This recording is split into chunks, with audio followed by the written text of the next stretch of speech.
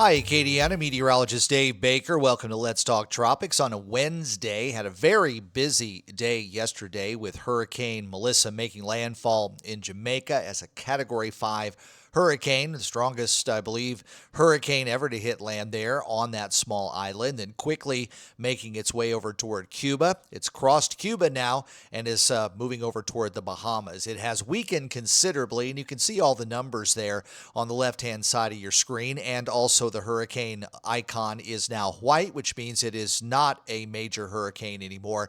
It's a Category 2 with winds there 100 miles per hour. Still a very powerful hurricane. And for those small islands there of the Bahamas, this is going to be a bit of a mess to clean up after everything is all said and done. And then Bermuda might be in the crosshairs too. A beautiful day here in Acadiana, a lot of sunshine. It is cooler as the cold front came through. Did have a couple of severe thunderstorms and a couple of tornado warnings last night over our western sections, but the rest of the region getting through unscathed. A few showers and thunderstorms out there, but winds are going to start to pick up as we go through the day, and we do have a wind advisory that's going to be in effect. Those winds about 20 to 30 miles per hour sustained, and some gusts perhaps getting up as high as 40 miles per hour. So if you've got those Halloween decorations out there, you might want to deflate those, weight them down. Otherwise, they're going to be moving to somebody else's house before the day is over. There's a look at the big radar. Low pressure at the surface, now moving out of Arkansas into portions of Mississippi and Alabama. Upper part of that trough is going to dig a little bit farther to the south. So I am watching this kind of line of cloud cover here. That could perhaps extend its way down into north and central parts of Louisiana. And if you're watching from over in the capital region or southwestern Mississippi, you might end up with a little bit of cloud cover kind of rolling in later in the day. The rest of us, though, at least farther to the west and closer to the coast, I think are going to stay relatively sunny. The frontal boundary will continue to push offshore. Now, the air mass is really dry, so it might be able to erode some of that low cloud deck, but I wouldn't be surprised to see at least some cloud cover rolling in over the northern part of the state, which would actually keep our temperatures down too. It's already going to be chilly with sunshine, but if we turn gray in some areas, it's going to feel even cooler than that. So out in the Gulf waters, because of that strong front pushing through and those gusty winds coming in, we're going to see some rough seas out there, and we do have a small craft advisory for our inland lakes and bays, but the open waters of the Gulf, a gale warning. Those winds 20 to 30 knots, gusts to 35 to 40 knots, and seas in our close waters are probably going to be running about 5 to 7 feet with some occasional 9-foot seas, but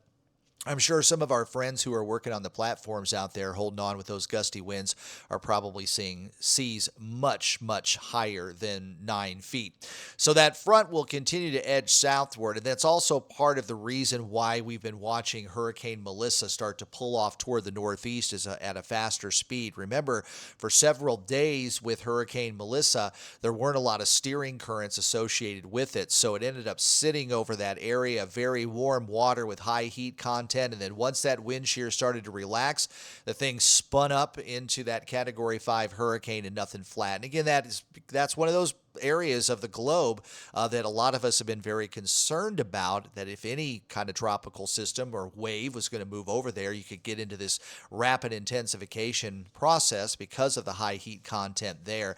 And that's basically what ended up happening, and because of the lack of steering currents, it didn't move very much, so it was able to really suck up on that very warm, very juicy air, and really spun itself up to a powerful hurricane. Now, the center of the circulation is right about here. It's come off the Cuban coast, and it's going to start to move off toward the northeast. And because we've got that bigger trough that's kind of coming off the east coast, the continent of the U.S. here, it's going to pick this up, and it's rapidly going to be moving off toward the northeast. And there's going to be a lot of wind shear coming along the backside of that. So any significant strengthening is pretty unlikely. I think we're still going to see a Category 2 hitting the area areas of the Bahamas. So we'll talk about that in just a little bit. I wanted to show you some of the tropical cameras here. Had to roll them back to the northern Gulf Coast. All of the cameras that we looked at where Hurricane Melissa was going through Jamaica, all of those are down.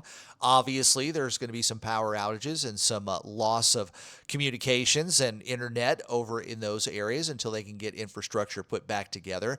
But you can see the clouds departing from Orange Beach. That's part of that frontal boundary, and we're getting the clear skies behind that. But notice the rough seas there. And the same goes for Dauphin Island. I believe this is actually looking over at Mississippi Sound, which is a little bit more protected, but you can see that there are some whitecaps that are out there in the distance. Cocodrie's a little bit farther inland. This camera is facing off toward the west, and you can see skies are nice and clear. And there's somebody braving, doing some boating there over toward the Galveston area. I know Galveston Bay also has a gale warning in effect, but this guy looks like he's in one of the inland waterways. So I guess he's just going to take advantage of everybody else perhaps not going fishing on a rough boating day. Also wanted to bring you up to date that Melissa ended up tying the Labor Day hurricane, at least preliminarily. We may get some further updates when a lot of the meteorologists go back and look at all the data, look at all the recon data that we've compiled here since Melissa got started a little over a week ago or so. But right now, the lowest pressure they recorded was 892 millibars, which would put it in a tie for third place of the lowest pressure for a hurricane in the Atlantic Basin, tying it with the famous Labor Day hurricane, 1935. And, of course, Rita got all the way down to 895 back in 2005, and then Wilma came and beat it in the same year just several weeks later, which is the champion now when it comes to the strongest hurricane by pressure, 882 millibars. Now, Melissa's winds were at 185, and as far as my memory, I think only Hurricane Allen had sustained winds of 190 at least at one time. Fortunately, that was not at landfall. This 185 landfall, that was really something. And of course, those folks in Jamaica are going to need some help. So find your favorite charities or any way that you could perhaps help our friends that are down there in the northern part of the Caribbean. Now, unfortunately, after it went across Jamaica, this storm tracked across the eastern part of Cuba. Now, there are some mountains there on that southern coast of Cuba. I believe some of the elevations go about maybe 3,000 or 4,000 feet. So remember, a tropical system comes in at sea level, and if it runs into that's kind of a disruption for the eye of the hurricane. And it has weakened considerably as it moved over the eastern part of Cuba. Winds are now down to 100 miles per hour. You can see that the center of circulation is about ready to go into the Bahamas right here. And then after it goes across there, it's going to head back out into the Atlantic Ocean, and that's where we could have some issues with Bermuda. And if you look there, you can see Bermuda now is under a hurricane warning. So hurricane will whip through there Thursday evening and should depart by Friday morning. It will be a fast-moving system. By that point in time, the wind speeds might be down a little bit, so the island of Bermuda might be experiencing something similar to what we saw with Hurricane Delta here back in 2020. It was Hurricane Category 1, moved on by, and was moving fairly quickly, too. So hopefully this will be in and out, and our friends over in Bermuda will be able to ride this storm out fairly quickly and easily. And there's a look at the computer models for the forecast track. Of course, everything's on top of each other. Usually when you have something that's pulling out of the western Atlantic and starting to get caught up by a trough, most of our track models are pretty much well in agreement, but the intensity models are a little bit off. And this is really kind of interesting because we think that the hurricane will probably reach Bermuda sometime by Thursday. So we're talking about 24 to 36 hours when it comes to Thursday. And so when we look at that, you can see that at that 48-hour period here, you've got a couple of them that are still Cat 3. You got several of the models that are Cat 1 going into Cat 2. So that's why Bermuda is under that hurricane warning. And then as you get out to 60 hours, you do see that the the numbers do go down for the most part as it starts to go out into the middle part of the Atlantic. But there are a handful of models here that keep this as a hurricane all the way out to about 5 days, at least hurricane strength. Whether or not it's a bona fide tropical system or a subtropical system by that point in time, we'll just have to wait and see. Also wanted to show you that now, even though we have these very warm waters here, and that was why I was very concerned about the western part of the Caribbean, it does appear that maybe Hurricane Melissa has churned things up a little bit. I'm not seeing as many 31s on there as I did earlier. That's 31 degrees Celsius, which is about 88 degrees on your Fahrenheit scale. 30s, 86. And it looks like it's dropped off a little bit. And you can see how the cooler waters over parts of the Atlantic and then over here along the Gulf Coast have cooled down significantly. They are now down well below that 80-degree mark. Anything that's yellow or brighter is water that's warm enough to be able to sustain tropical activity. And also as the system moves over here, now the heat content, I can't say the heat content is non-existent, but over the Bahamas, it's not nearly as high as what our heat content was off toward the southwest. And what your heat content is not just the temperature of the water that's right at the top of the water. You might have experienced this if you've maybe gone swimming in a lake, that if you're up there kind of treading water at the top, you know, the water's very comfortable, a good temperature. But if you push yourself under the water 5, maybe 6 feet or so, your toes are going to feel pretty cold because the sunlight doesn't penetrate that. But what you're talking about on the tropical heat potential is not only do you have 80-degree water right at the surface, but even if you pushed yourself down maybe 100 meters, you're still going to be dealing with the warm water. So as Melissa just kind of stalled right here south of Jamaica, that entire time, even though it was creating wind and waves and sloshing the water around, which would normally upwell some of that cooler water from below,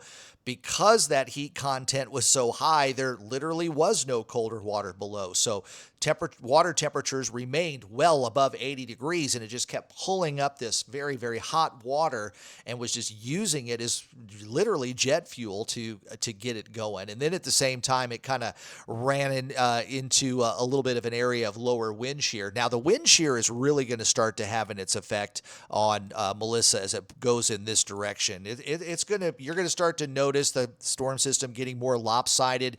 You're also going to notice that the eye will become exposed probably on the west side as those stronger winds in the mid and upper levels at different directions too really wreak havoc on a tropical system. So real quick, we'll just kind of go through the models for the next several days. And the reason why I put in the main part of the Atlantic Ocean was because we're down to about the last 4 weeks of hurricane season. So we're going to go out a little bit farther out as far as these models will take us. And as we get in there to about November 3rd, November 4th, you do see some decent tropical moisture starting to make its way in the western part of the Caribbean. Not seeing anything tropical developing, and it does look like this low here is going to kind of pull into a lot of that tropical moisture and eventually whip it out to the Atlantic. But you got a couple of lows there that might end up being subtropical storms. So there is still the possibility we could get another name going farther down the road. But if you look out here, you're seeing a lot of dry air. So I think the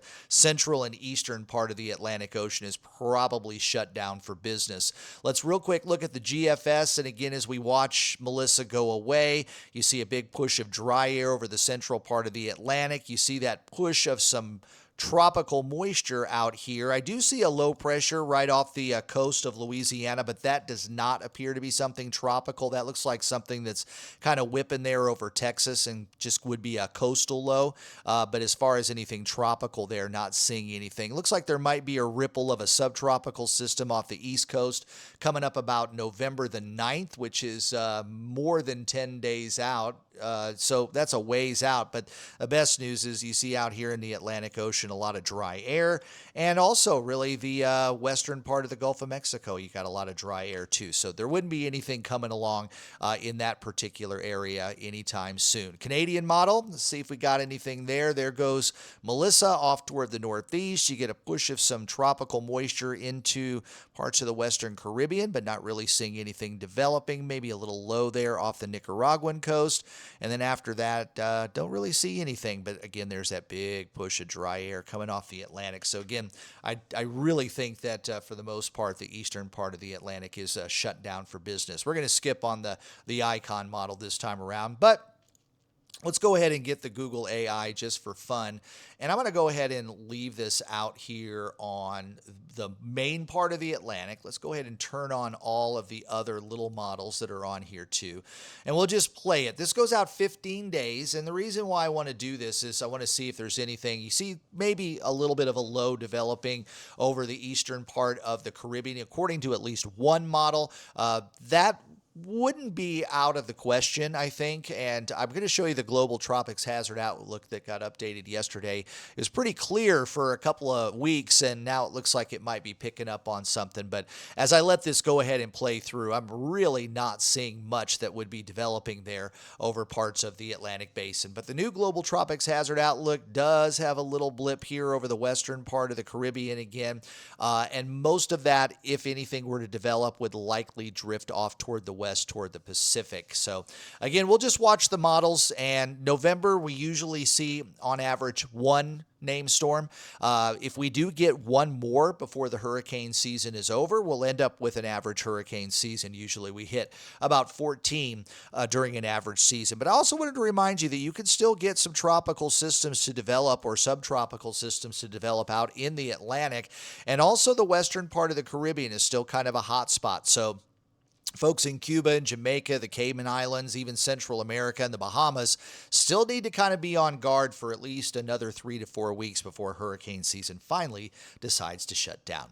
Well, I hope you enjoy Let's Talk Tropics. If you do like this video, subscribe to my channel and turn on those notifications. And don't forget you can hear my forecasts on Big 102.1, Planet Radio 106.7, and Freedom 95.1. You can also catch me at Channel 2 WBRZ in Baton Rouge. I'll be there over the weekend and on Monday this time around.